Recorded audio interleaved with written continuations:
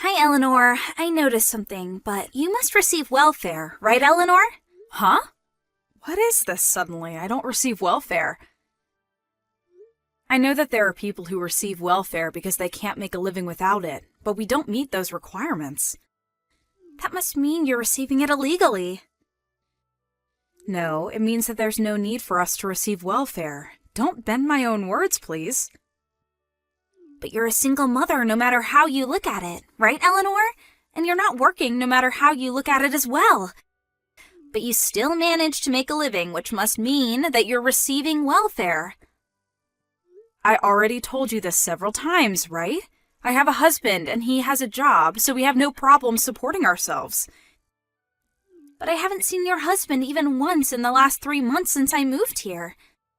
He's been on a business assignment for a year, and he's going to be returning soon. There's no use lying like that. I'll find out immediately.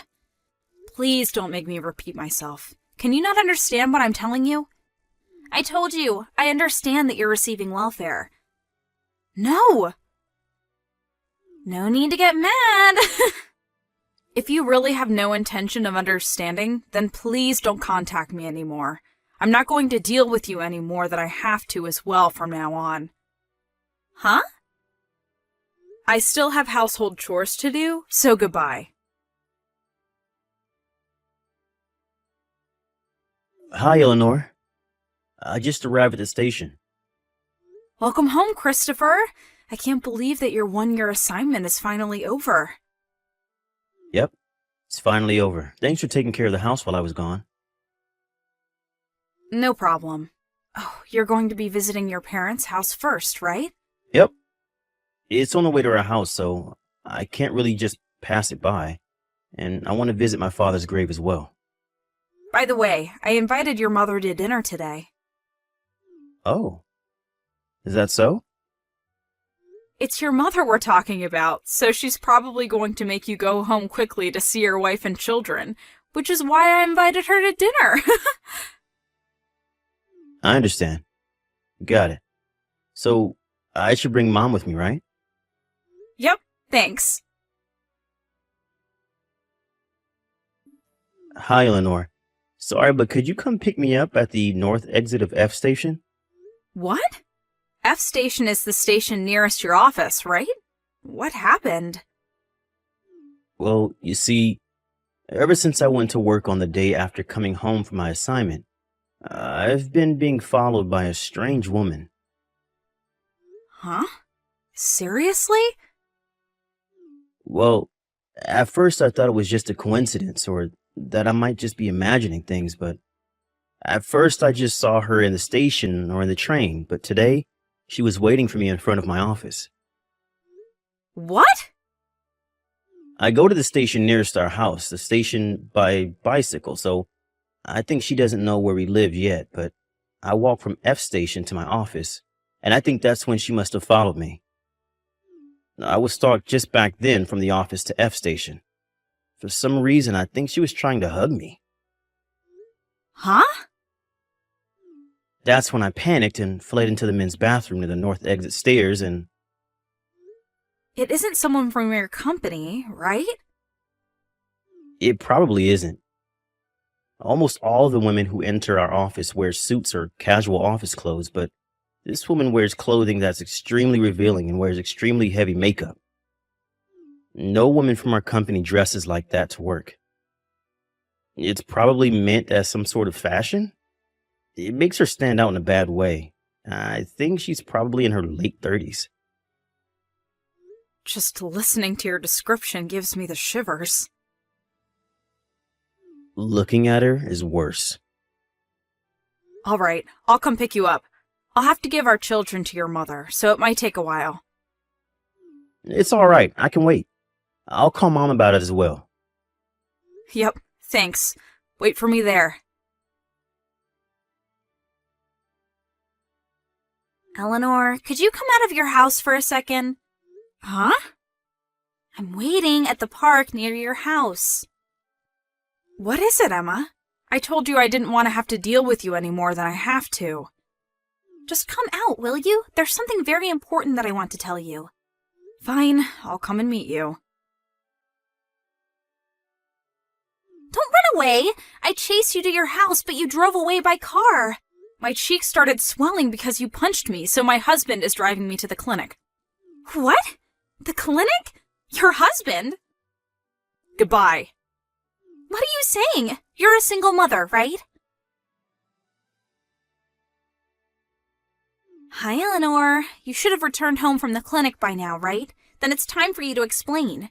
That's what I wanted to tell you. Just what do you think you're doing? As soon as you saw me, you punched me in the face.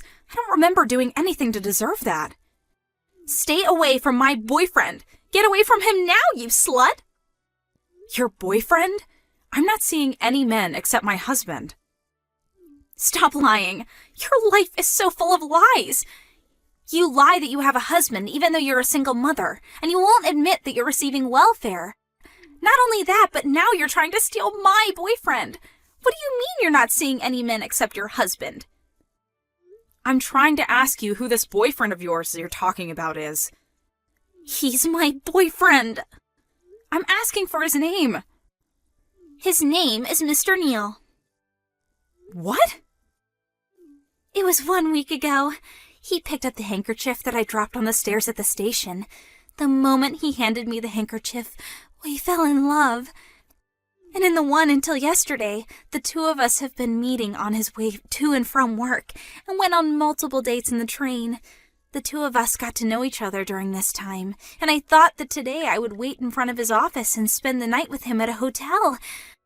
I even got all dressed up, but then he became shy and fled, so I chased him to the station. I was waiting for him in front of the men's bathroom when you came in your car and drove him away. Where did you hear the name Neal? I followed him home on the day we met, and I read it on the nameplate in front of his house. You see, whenever I try to ask him for his contact information, he gets shy and tries to escape. Without thinking, I parted the crowd and followed him. Is it the case that the day this man picked up your handkerchief for you, was it last week Monday? Oh, so he told you about me? If that's the case, then keep your hands off him. But your boyfriend is my husband. Huh? That day when you followed my husband and arrived at a house that wasn't our house, but his mother's house that he just happened to stop by. That's where you saw the name Neal, right? On the nameplate in front of her house? Did you forget that my last name is also Neal? Huh? But that's just a coincidence. According to my mother-in-law, who's been living here for a long time, there are only 2 houses with the name Neal written on them around here. Her own house and ours, where me and my husband and our children live. What? No way! But you're a single mother that receives welfare. I already told you again and again that none of what you're saying is true. The day you said my husband picked up your handkerchief for you was the day my husband got home from his assignment abroad. What?